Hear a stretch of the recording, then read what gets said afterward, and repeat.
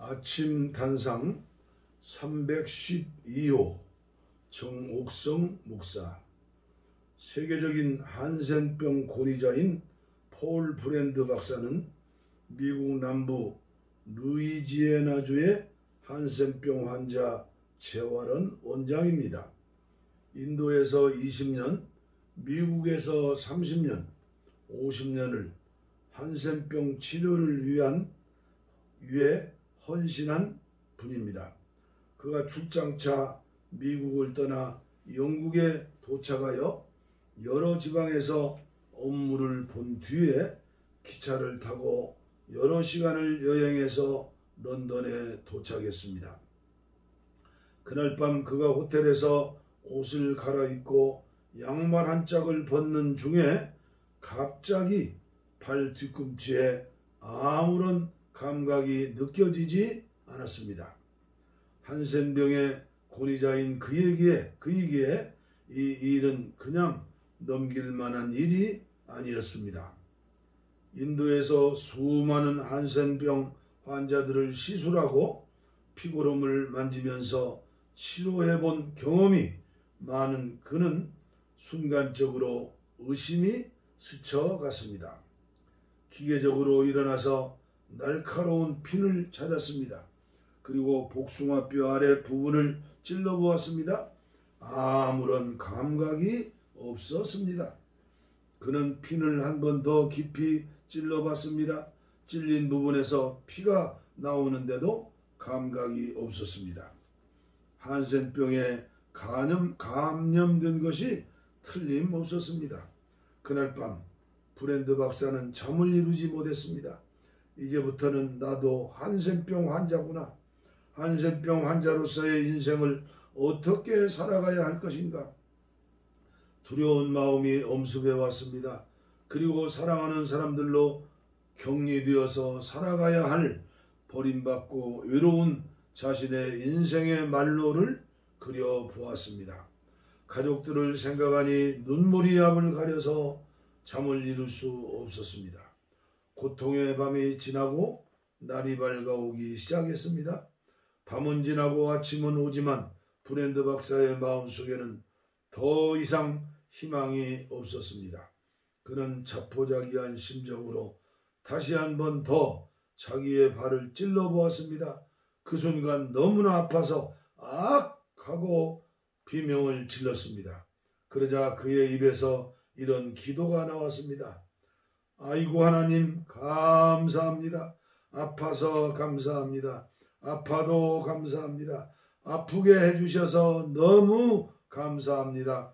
아픔을 주셔서 감사합니다.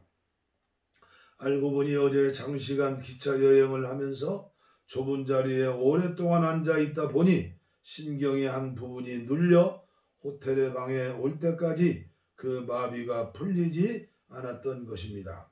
그날 이후 브랜드 박사는 완전히 인생이 달라졌습니다. 자신의 몸의 아픔이 얼마나 큰 축복인지, 이렇게 아픔을 느낄 수 있는 것이 얼마나 큰 감사인지, 실수로 손가락을 베일 때에도 감사, 찔려도 감사, 수술하다 손이 베어도 감사, 넘어져도 감사, 발을 잘못 디뎌서 발목이 삐끗하여 정말 견딜 수 없는 고통이 와도 감사, 모든 고통에 감사하고 신경이 살아있음에 감사하며 평생을 살았다고 합니다. 이 세상에 고통과 슬픔과 걱정이 없는 곳이 딱 한 곳이 있다고 합니다. 어디에 있냐고요? 한번 가보실래요? 공동묘지입니다. 코로나가 창궐한들, 비바람 눈보라가 몰아친들, 경제가 어려운들, 자식이 속을 썩인들, 전쟁이 일어난들, 공동묘지에는 걱정도 없고 스트레스도 안 받습니다. 지금 내가 고통을 느끼고 있다는 자체가 내가 살아있다는 증거입니다. 걱정이 있다는 것은 살아있다는 증거입니다. 문제가 있다는 것은 살아있다는 증거입니다. 부부지간, 자녀 문제, 주변 사람들과의 문제, 인간 문제 견디기 어려운 아픔이 있다 해도 포장지를 벗겨내면 살아있다는 감사의 증표입니다. 달무드에는 이런 이야기가 있습니다. 어떤 랍비가 당나귀를 타고 닭 한 마리와 등불과 천막을 싣고 여행을 떠났습니다. 해는 저무는데 가도 마을은 나타나지 않았습니다. 주변이 너무 어두워서 더 이상 갈 수 없기에 길 옆에 천막을 치고 천막 밖에 나귀와 닭을 묶어 놓았습니다. 랍비가 천막 속에서 등불을 켜고 성경을 읽고 보고 있는데 갑자기 강한 바람이 불어 등잔대가 넘어지고 그만 불이 꺼졌습니다. 할 수 없이 성경을 덮고 기도를 하고 그날 밤 일찍 잠에 들었습니다. 아침이 되었습니다. 평소 때에는 닭이 울어서 그 소리에 잠이 깨었는데 그날 아침에는 날이 밝았는데도 닭이 울지 않았습니다. 이상해서 일어나 밖을 보니 밤사이 맹수들이 나귀와 닭을 습격해서 잡아갔습니다. 랍비는 나귀와 닭을 잃고는 시름에 빠져 한동안 멍하니 앉아 있었습니다. 그리고 정신을 차리고 주변을 보니 밤의 어둠 속에 몰랐는데 자기가 바로 동네 가까이에서 잤다는 것을 알았습니다. 그래서 동네에 들어갔더니 온 동네가 야단법석이 났습니다.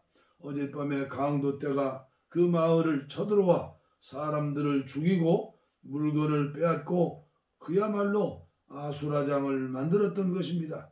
그때 랍비는 무릎을 꿇고 하나님께 감사를 했습니다. 만일에 강도들의 습격이 있던 전날 밤에 등불이 켜 있거나 닭이나 나귀가 살아서 소리라도 내었다면 자기도 틀림없이 죽었을 것인데 이 세 가지를 미리 잃었기 때문에 살 수 있었던 것입니다. 감사란 참 아이러니컬한 것입니다. 정말 감사해야 될 것은 될 것 같은 사람들은 감사할 줄 모르고 감사할 일이 없을 것 같은 사람은 그렇게 감사를 하니 말입니다. 그러므로 감사는 저절로 생기는 것이 아닙니다. 감사는 찾는 것입니다. 그냥 가만히 있으면 모든 것이 불평이고 불만입니다. 그러나 찾아보면 매사가 다 감사거리입니다. 우리가 불행하였던 모든 일들을 조금만 더 깊이 생각하면 감사의 조건들입니다. 잃어버렸던, 도둑을 맞았던, 걱정거리가 생겼던지 모든 것이 살아있기에 일어나는 일입니다. 그러므로 모든 것이 감사거리입니다. 감사하는 가슴의 밭에는 실망의 씨가 자랄 수 없다고 셰퍼는 말했습니다. 다시 말하면 감사하는 마음엔 희망의 씨가 뿌려집니다. 오늘도 단상을 올리며 살아있음을 감사드립니다. 내일 아침 단상은 병원 검사로 쉽니다.